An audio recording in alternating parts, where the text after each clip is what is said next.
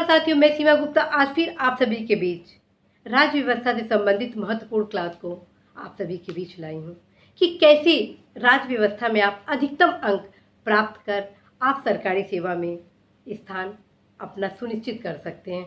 और यह जो क्लास है समान रूप से आईएएस, पीसीएस, समीक्षा अधिकारी, एपीएस, एआरओ आदि परीक्षाओं के लिए उपयोगी है। चूंकि इस समय हर परीक्षाओं की प्रकृति स्वरूप चेंज हो रहा है, क्वेश्चन इजी पूछे जा रहे हैं लेकिन उसके स्वरूप थोड़े टफ कर दिए जा रहे हैं। विकल्पों में भी विकल्पों का चयन आपको करना होता है, जिसके कारण कम समय में आपको अधिकतम अपनी गुणवत्ता को प्रदर्शित करना होता है। तो साथियों, इन्हीं सभी पक्षों को देखते हुए यह क्लास आप सभी के बीच लाया जा रहा है। जी हाँ साथियों, आज मैं आप सभी को बताने वाली हूँ वह मुद्दा जो कि एक लंबी अवधि तक काफ़ी चर्चा का विषय रहा। जी हाँ साथियों, आज मैं राज्य व्यवस्था से संबंधित एक ऐसे मुद्दे पर चर्चा करने वाली हूँ जो कि एक लंबी अवधि तक काफ़ी चर्चा का विषय रहा। और वह चर्चा का विषय रहा कि मूल अधिकार और नीति निर्धारक तत्व में किस प्रकार से संबंधों का समायोजन हुआ, कैसे विवाद उत्पन्न हुए और कैसे समय के साथ इन विवादों को दूर किया गया, कैसे माननीय न्यायालय द्वारा आरंभ में मूल अधिकार के प्राथमिकता के साथ नीति निर्धारक तत्व को भी प्राथमिकता दिया गया और कैसे उस डिसीजन को परिवर्तन कर अंततः एक दोनों को पूरक माना गया। इन्हीं से संबंधित मैं चर्चा परिचर्चा इस मुद्दे पर आप सभी के बीच कर रही हूँ और यह परीक्षा के दृष्टिकोण से बहुत ही महत्वपूर्ण है। प्रायः इस टॉपिक से एक दो क्वेश्चन पूछ लिया जाता है, चाहे वो प्रारंभिक परीक्षा हो या मुख्य परीक्षा हो। तो साथियों, इस क्लास को आप थोड़ा गौर से सुनिएगा और इस टॉपिक से संबंधित जो भी मैटर है आप डीडी बसु से अवश्य ही अध्ययन करिएगा। और इसके अतिरिक्त जो पूर्व के जो क्वेश्चन इस टॉपिक से आए हुए हैं, मूल अधिकार और नीति निर्धारक तत्व से संबंधित विवादों के संबंध में, इनके संबंधों के संबंध में कौन कौन से संविधान संशोधन किए गए और किस संविधान संशोधन द्वारा क्या निर्णय लिया गया और किस केस में माननीय न्यायालय द्वारा क्या निर्णय दिया गया, इनसे संबंधित समस्त पहलुओं को आप अवश्य आज अध्ययन करेंगे। तो साथियों, बताती हूँ आप इसी क्रम में। तो सबसे पहले हम देखते हैं कि मूल अधिकार और नीति निर्धारक तत्व के संबंध में सबसे पहले निर्णय चंपाकम मामले में आया, जब माननीय न्यायालय द्वारा कहा गया कि सामान्यतः संसद मूल अधिकारों में किसी प्रकार का संशोधन नहीं कर सकता, लेकिन यदि नीति निर्देशक तत्व के संबंध में क्रियान्वयन में कोई बाधा उत्पन्न होता है तो ऐसी स्थिति में मूल अधिकार में संशोधन किया जा सकता है। इसी निर्णय को केरला बिल मामले में और सज्जन सिंह मामले में लाया गया, लेकिन इस निर्णय को जो कि अपने 3 निर्णयों में माननीय न्यायालय द्वारा दिया गया था, उसे गोलकनाथ बनाम पंजाब प्रकरण में उलट दिया गया। इस निर्णय को जो कि चंपाकम मामला, केरला बिल मामला और सज्जन सिंह मामले में दिया गया था, इस निर्णय को पलट दिया गया और गोलकनाथ बनाम पंजाब राज्य प्रकरण में माननीय न्यायालय द्वारा कहा गया कि यदि संसद को भूमि सुधार संबंधी अर्थात डीपीएससी अर्थात नीति निर्देशक तत्व से संबंधित क्रियान्वयन करना है और इसके लिए मूल अधिकारों में संशोधन करना है, तो उसके लिए संसद को संविधान सभा का गठन करना होगा। यहाँ पर पहली बार संसद और माननीय न्यायालय में विवाद को देखा गया कि किस प्रकार मूल अधिकार और नीति निर्धारक तत्व में भेद किया गया, कैसे सकारात्मक और नकारात्मक विचारों को परिवर्तित किया गया।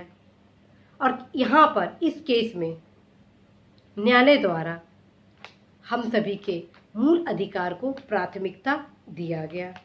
तदुपरांत माननीय संसद द्वारा संविधान संशोधन किया गया। अब वह संविधान संशोधन था 24वां संविधान संशोधन, 24वें संविधान संशोधन द्वारा संसद द्वारा व्यवस्था किया गया कि न्यायिक पुनराविलोकन को सीमित किया जाता है।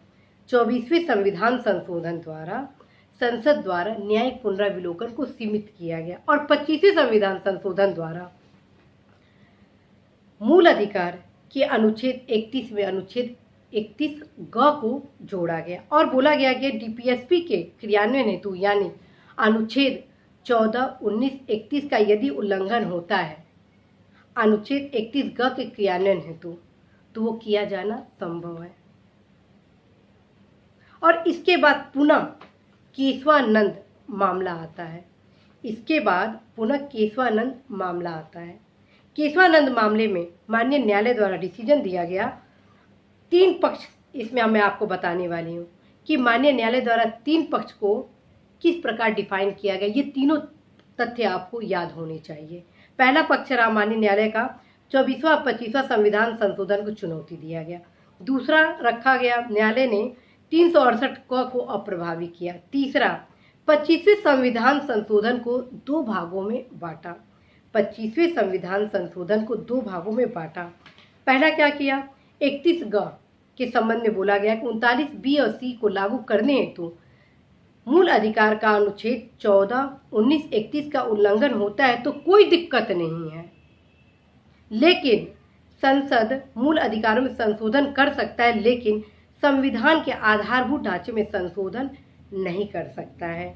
अब 42वें संविधान संशोधन द्वारा फिर आगे इस पर बटा जाता है, लेकिन मैं 42वें संविधान संशोधन के बारे में आपको बताऊं उसके पूर्व कुछ आपको तथ्य भी बताना है। प्रायः परीक्षा में पूछा जाता है किस संविधान संशोधन या किस वाद में सबसे पहले आधारभूत संरचना से संबंधित निर्णय आया, तो वो हो जाता है केशवानंद का मामला। ठीक, अब आते हैं कि केशवानंद मामले के क्रम में माननीय संसद द्वारा कौन सा संविधान संशोधन किया गया और क्या डिसीजन दिया गया। तो केशवानंद मामले के बाद 42वां संविधान संशोधन आया और संसद ने बोला कि संसद किसी में भी संशोधन कर सकता है और 44वें संशोधन द्वारा मूल अधिकार के जो संपत्ति का अधिकार था उसको हटा दिया गया। 44वें संशोधन द्वारा मूल अधिकार के संपत्ति के अधिकार को हटा दिया गया और अब फिर माननीय न्यायालय द्वारा एक केस आया और वह केस था मिनर्वा मिल्स का और इसमें एक ऐतिहासिक निर्णय हुआ और वह ऐतिहासिक निर्णय था कि इस मामले में मूल अधिकार और नीति निर्धारक तत्वों को एक दूसरे का पूरक बताया गया।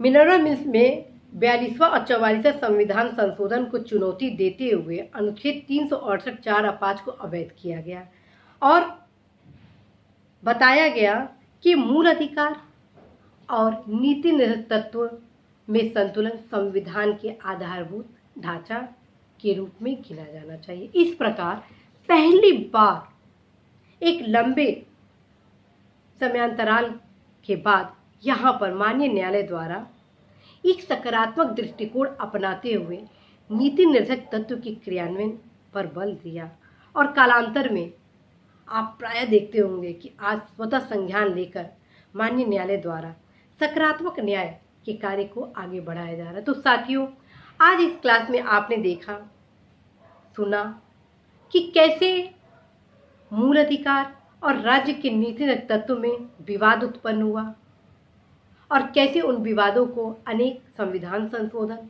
अनेक मामलों के द्वारा उसे समाप्त किया गया। तो साथियों, मुझे पूर्ण भरोसा है कि आप अवश्य ही मेरे द्वारा बताए गए दिशा निर्देश का पालन करेंगे और जो भी क्वेश्चन इससे